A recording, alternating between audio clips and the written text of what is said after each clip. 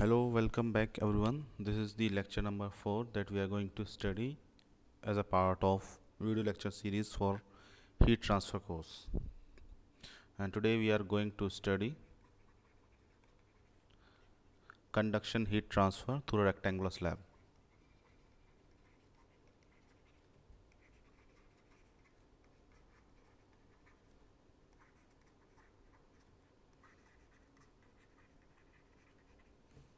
Through a rectangular slab. Before studying conduction heat transfer through a rectangular slab, let us see what is actually a rectangular slab. So for that,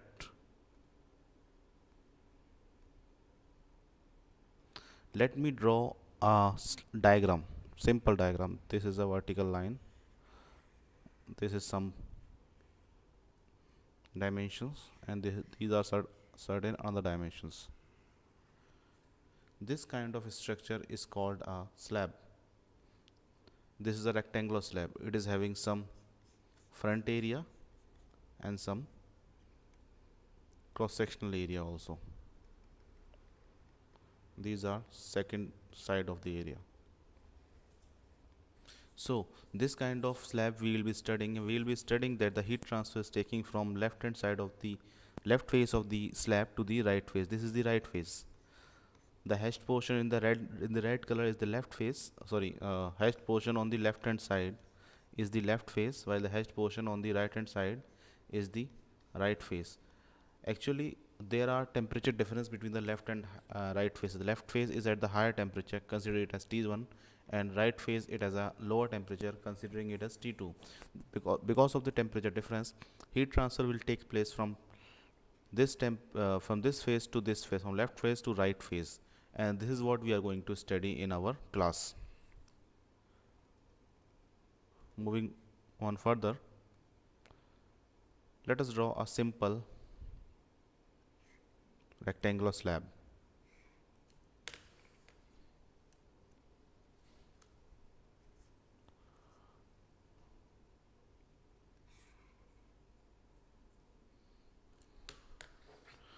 Oh, I'm sorry for that. Let me draw it again.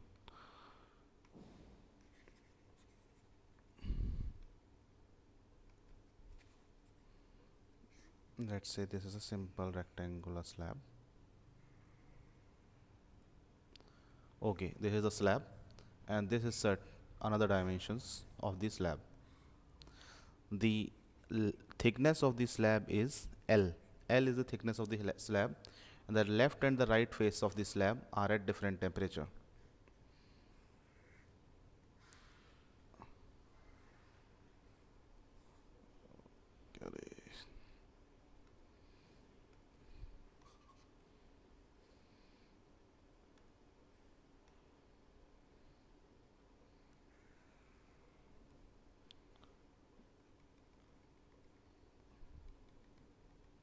This is the left face, and this one is the right face. I will hatch it with a different color. This face that is hatched with red color is the left face, and which is colored with green color, it is the right face. So the temperature of the left and the right faces are different. Temperature left face is kept at T1 temperature, and right face is kept at temperature T2. This left face is kept at temperature T1, and right face is kept at temperature T2. T1 here, the T1 temperature is greater than T2. This is what we need to know. Therefore, the heat transfer will take place from left face to right face. Okay, the thermal conductivity of the material. The thermal conductivity of the material of the slab is K, watt per meter Kelvin, and width of the slab is L, that we already know. Before going to study the slab, let us assume certain assumptions. Let us look into certain assumptions that we will be considering while analyzing this problem. Assumption number 1 is the heat transfer takes place in one direction only, that is one dimensional conduction.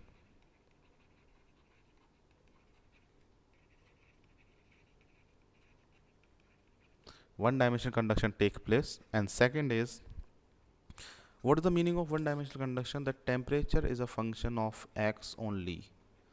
That means the temperature will vary in this direction. This is the x direction.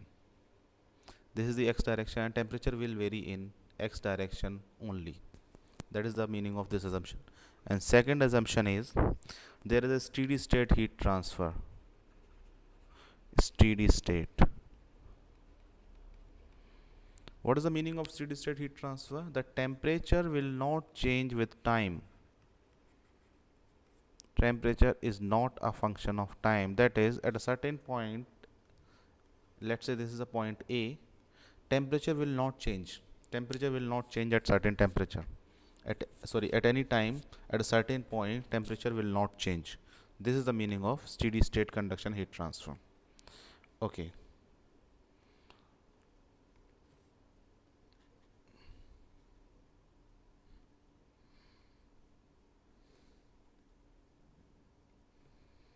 For the study purpose, let us say there is a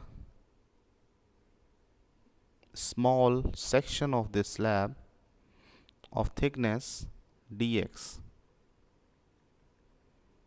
Let's say thickness of this section is dx, and it is at a distance x from the left hand face. T1 is the temperature at the left face, T2 is the temperature at right face, that we already know. Considering the heat transfer rate in x direction as qx, or we can say it as q.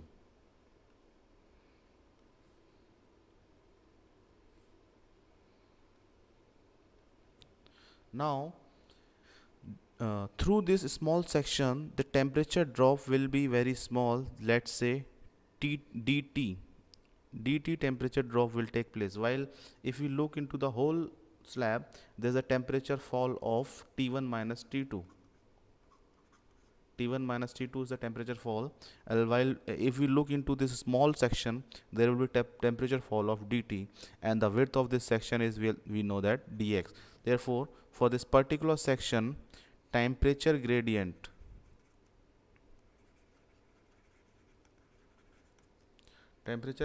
will be dt over dx. This is what we need to understand. This is very important thing. The temperature gradient will be dt over dx. Okay, we have now understood that what is a rectangular slab and how the heat transfer is taking place from the left face to right face, and we have assumed a small section of thickness dx, a small strip of thickness dx, through which the heat transfer rate we are studying. Let's say heat transfer that is taking place through this small section is qx. Now, we know that for the conduction heat transfer through through a rectangular slab or any kind of slab or any kind of material, there is a law for heat transfer, that is Fourier law of conduction. So, according to Fourier law of conduction,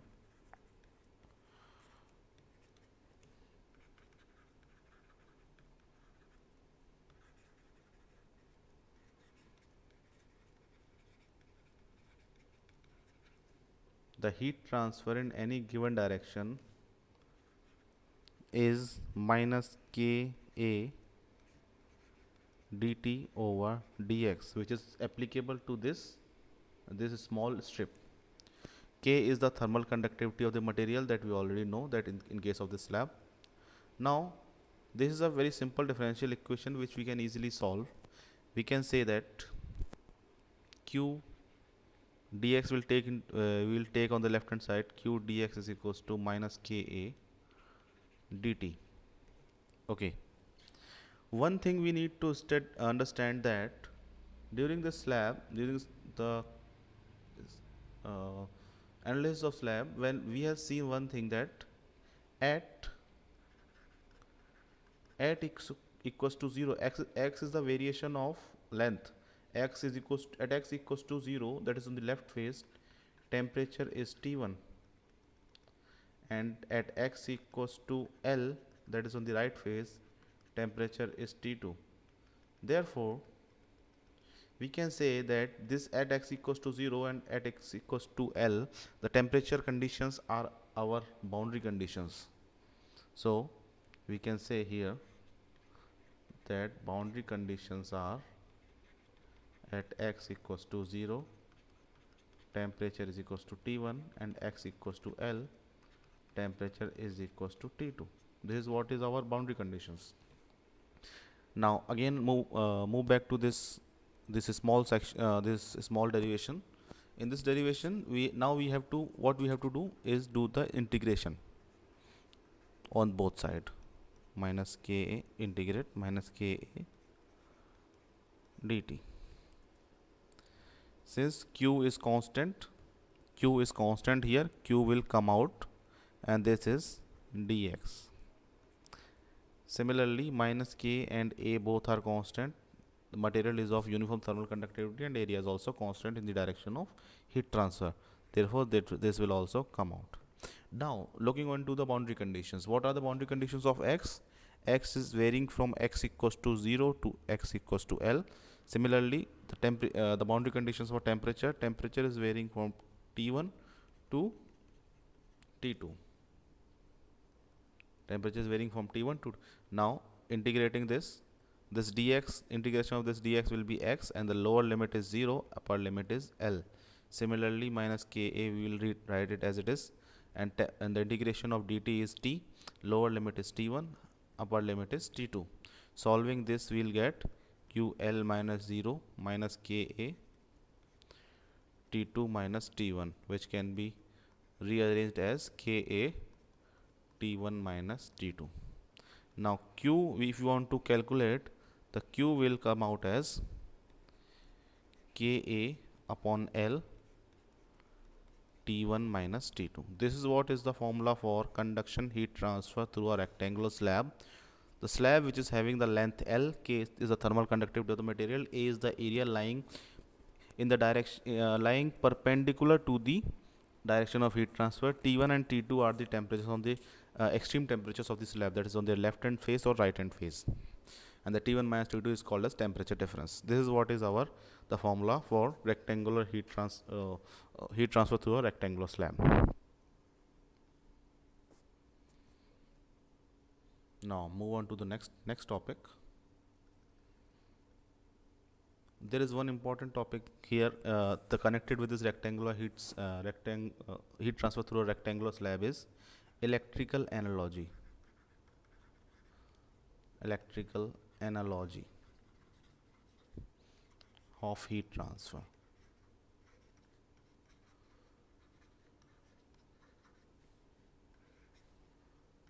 This is our new topic, and we can call it a subtopic inside the heat transfer through rectangular slab. If we look into the conduction heat transfer through a rectangular slab, we can see the temperature T1 is on the left hand face, temperature T2 on the right hand face. L is the thickness and K is the thermal conductivity, and heat is flowing from left to right direction, and heat transfer is coming I to be T1 minus T2 L Ka. We can rewrite it as T1 minus T2 divided by bringing the K on the denominator, it will be L divided by Ka. This is how we can write thermal conduction heat transfer through rectangular slab. Now the topic is electrical analogy. That means we are going to see the analogy between the heat transfer and electricity transfer. Let us consider whenever there is electrical transfer, there will be some resistance, there will be some potential difference, there will be some current. So let us say there is a resistance having a circuit having resistance R, and the resistance is connected to two different potentials V1 and V2, and there is difference between V1 and V2. Because of this difference, some current will flow. From our basic understanding of our class 10th physics, we can say that the current is nothing but the rate of flow of charge. Therefore, the rate of flow of charge, the current, can be written as V1 minus V2, that is the potential difference, the potential responsible for the current to flow, divided by the resistance.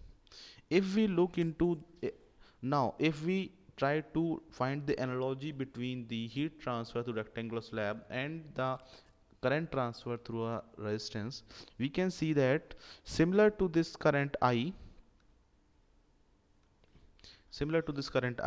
there is a heat flow. Current is a flow of charge per unit time. Heat is also heat transfer rate per unit time.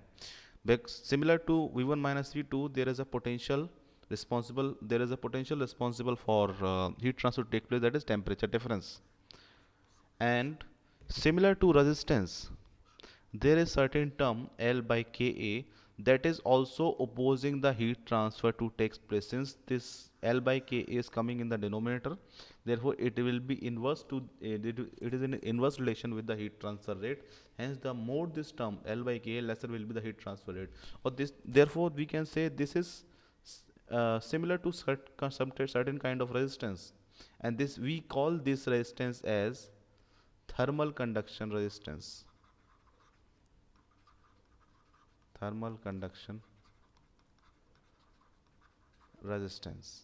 Okay, now thermal conduction, if we again try to establish an analogy, we can see that there's a resistance, there's a current, there's V1 potential and V2 potential in electrical circuit.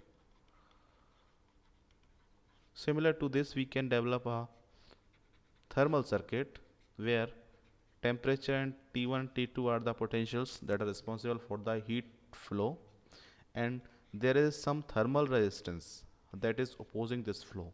So the thermal resistance may be written as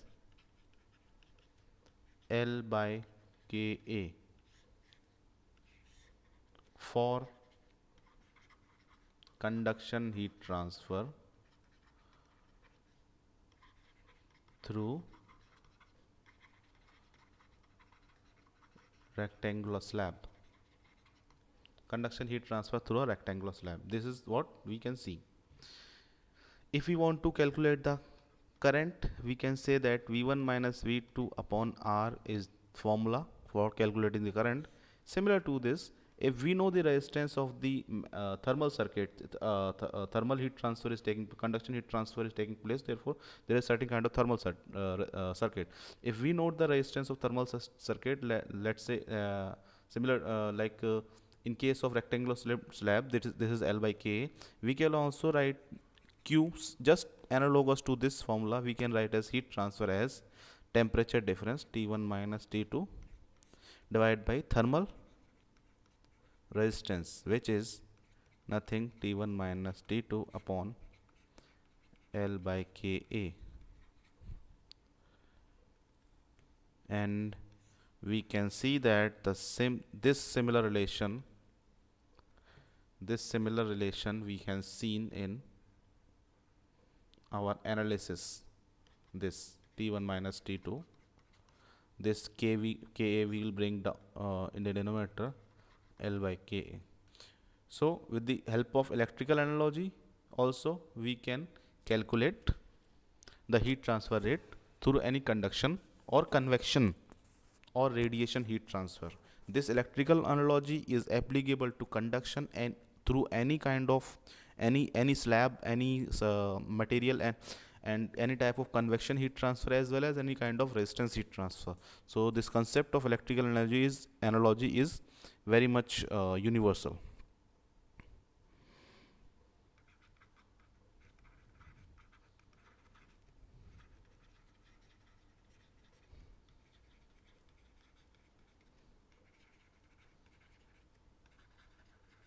Electrical analogy concept can be used to any type of heat transfer.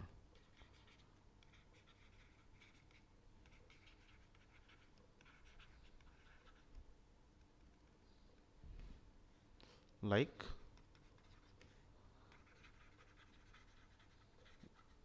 conduction, convection, and radiation.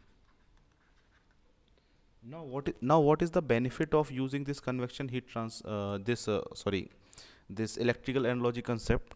The main advantage of using this electrical analogy concept is it simplifies our problem. Let's say there are more than one kinds of heat conduction taking place, heat transfer taking place. Let's say there is a combination of conduction heat transfer through two slabs, and also there is convection heat transfer on the left hand and right hand of the phase, also in between. In that case, this concept will be very useful. Let's say these are two slabs and convection is taking place from here to here. Inside conduction is there, again stack conduction is there, again convection is there. So in this complete combination of many kinds of heat transfer, there is a one concept that will be universal, that the concept of electrical analogy, that is drawing the thermal resistance circuit, and it will be very useful, very it will also simplify our analysis. I hope all of you have now understood what is conduction heat transfer through a rectangular slab. Now with the help of this analogy, this electrical analogy, I will explain you how to calculate the conduction heat transfer through composite rectangular slab. This is very important.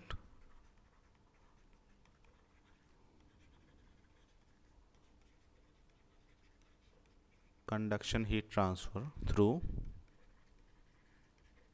composite rectangular slab.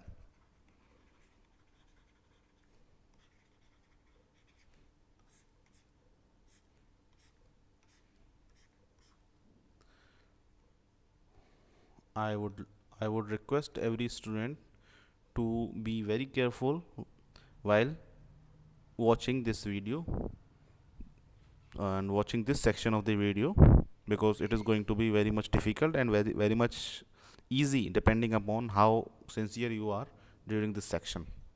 Let's say this is a rectangular slab. Let me draw a rectangular slab. Okay, let's say this is a one slab, and attached to it there is another slab. There is another slab. Okay, these are two slabs, and for increasing the complexity, let's say the thickness of left slab is L1, thickness of another slab is L2, thermal conductivity of slab 1 is K1, thermal conductivity of slab 2 is K2. One thing will be common here, that is the area will be same. In between also the area is same. The area that is lying perpendicular to the heat transfer, perpendicular to the direction of heat transfer, that is constant. This is one thing. Now let's say the temperature of the left hand face of the first slab is T1, and temperature of the right face of the last slab is, let's say, T3, and temperature in between it's T2. In that case, temperature will heat transfer will take place from T1 to T2 in the first slab, and the same heat transfer will take place from T2 to T3 in second slab.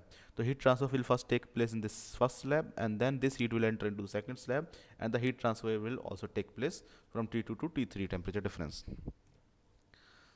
Similar to the previous case, we will again assume we will again make some certain what we say assumptions.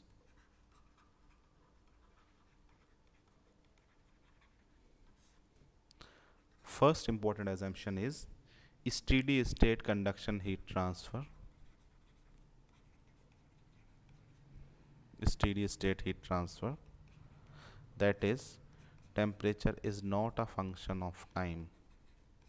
The symbol is from not, for not. And second is one dimensional heat transfer is taking place through composite slab.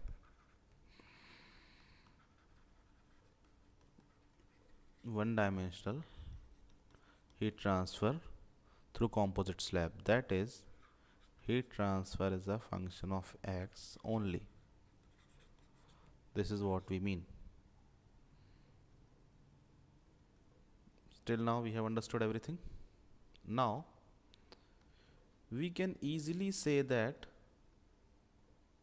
this first heat transfer through the first slab, let's say this slab 1, slab 2, heat transfer through first slab is because of temperature difference T1 and T2.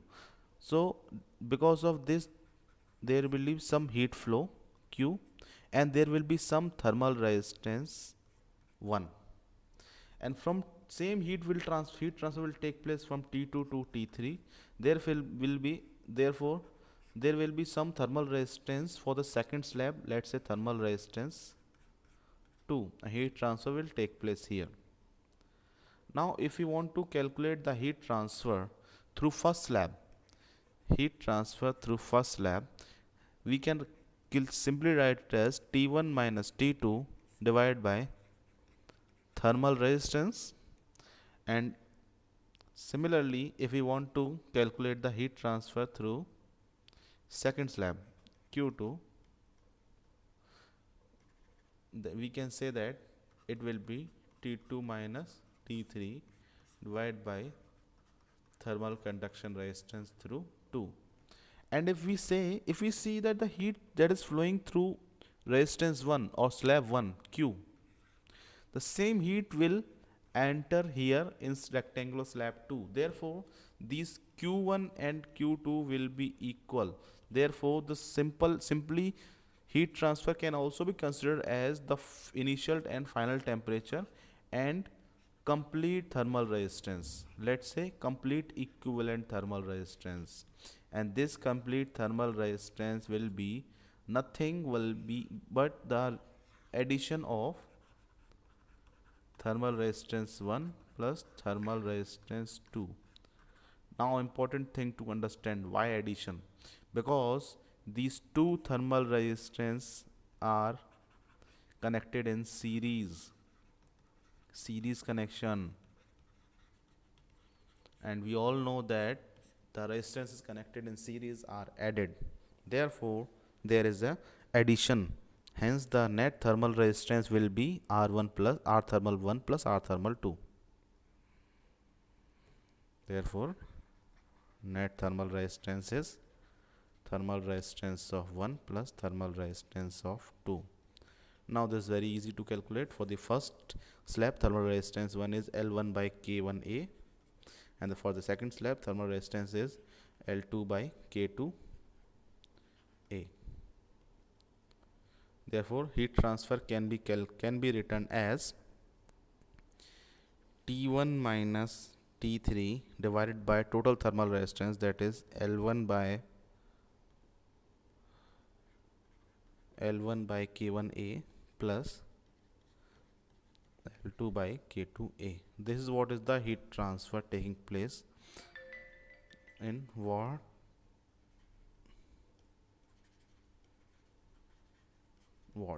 Heat transfer taking place in watts. This heat transfer will also be equal to what?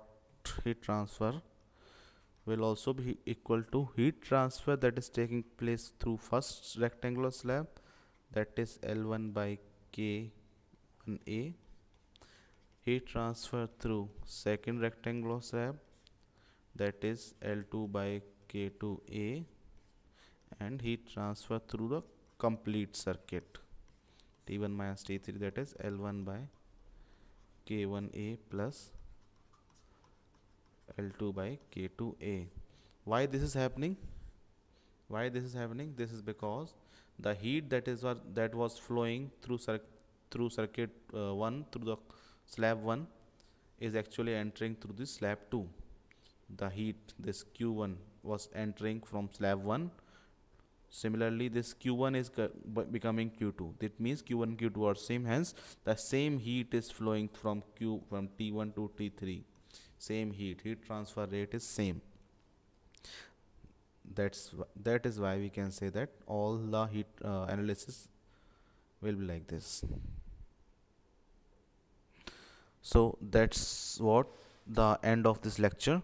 In this lecture we have seen the rectangular slab, how the heat transfer through rectangular slab takes place, and the composite slab, that is a combination of two rectangular slabs, how the heat transfer was taking place.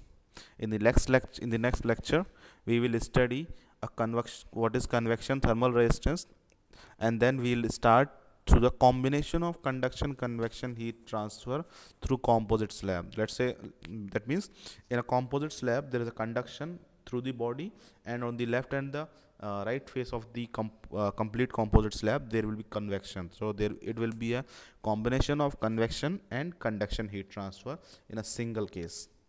So that is all for today's lecture. Thank you.